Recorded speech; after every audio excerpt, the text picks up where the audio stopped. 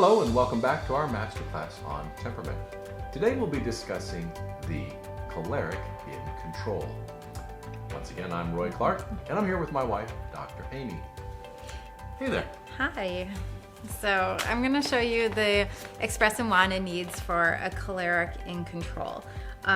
You can see that the express need is extremely high and the wanted is very little. So I am going to express a lot of control over other people and I want very little control over me. Okay, so the choleric is a very independent, decisive, get stuff done type of person. Right.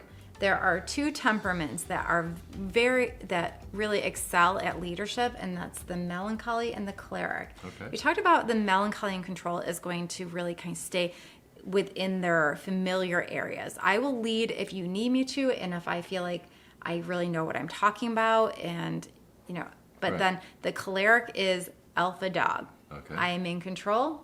I don't care if I know what I'm talking about or not. I'll figure it out. They're extremely smart. Okay. And they have this ability to see a project and just know how to pick the right people. Okay. I'm going to put the right people in place. And if their smarts doesn't work, their confidence will overcome it. Yes, that's Okay. right. All right. Or their anger. They Oh. will get very territorial and they will be in charge. Okay. And most of the other temperaments are just going to back down. The melancholy, who's also very capable, if the cleric's saying, no, I'm in charge, the melancholy's going, okay, Fine with that's me. Yeah. fine. All right. So the melancholy we talked about has this ability to see an entire project and know like where things might go wrong and be able to course correct ahead of time or change Right. up the plan. So the choleric also has this ability to envision an entire project, but they lack the ability to see where the pitfalls are. Okay.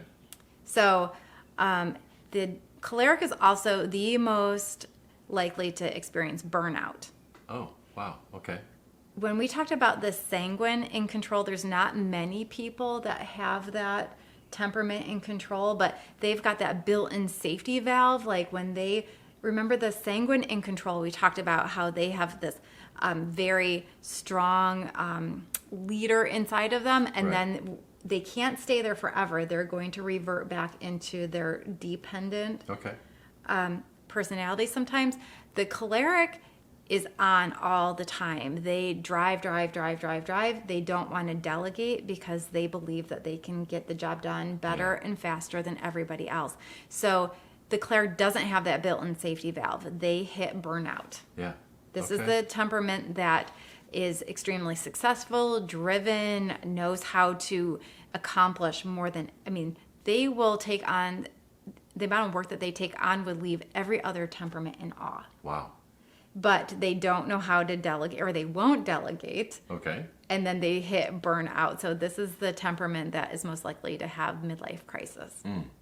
So if you are choleric in control, be careful to empower the people around you. Yeah. Right? Yeah, so I think hiring a melancholy in control would be really beneficial. They are Okay. very intelligent. They have great ideas. They're able to spot the pitfalls. They're Yeah. not going to try to take over your job. The melancholy does not need to be in control. Okay. So the melancholy in control has the ability to work under other people, to be a team player, and they just really want to be successful. They want to see the entire team be successful. Oh, the great. choleric wants to be in control, and they want all the credit. Ooh. All right.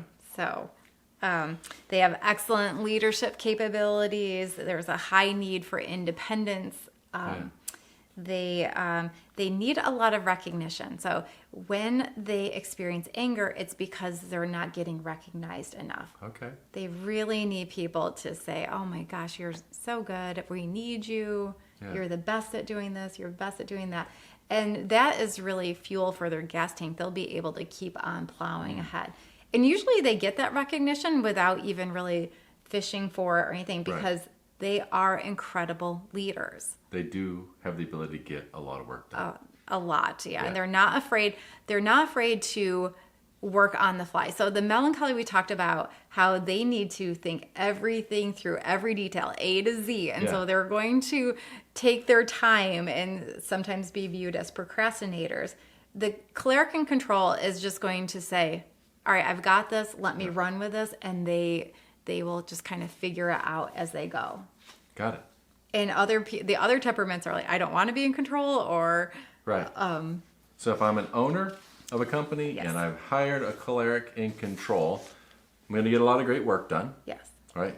But I've got to be able to manage his relationships with other people. yeah. Yeah, I've got to help him. I don't know if the cleric in control is really going to work for people, though. Okay. They're going to own the company. They're going to own the company. But if we have a young choleric, yeah, and Right. they don't. So the young cleric doesn't realize they've got all of this power inside of them. I use the analogy. This is probably a bad one, but I talk about Elsa from Frozen. She's got all of this power, and she doesn't know how to control it, and she ends up hurting people. right. And so you learn how to harness that control and how to focus that, and like how to work with people. Right. And you will get even more done. Teaching them the importance of building those relationships.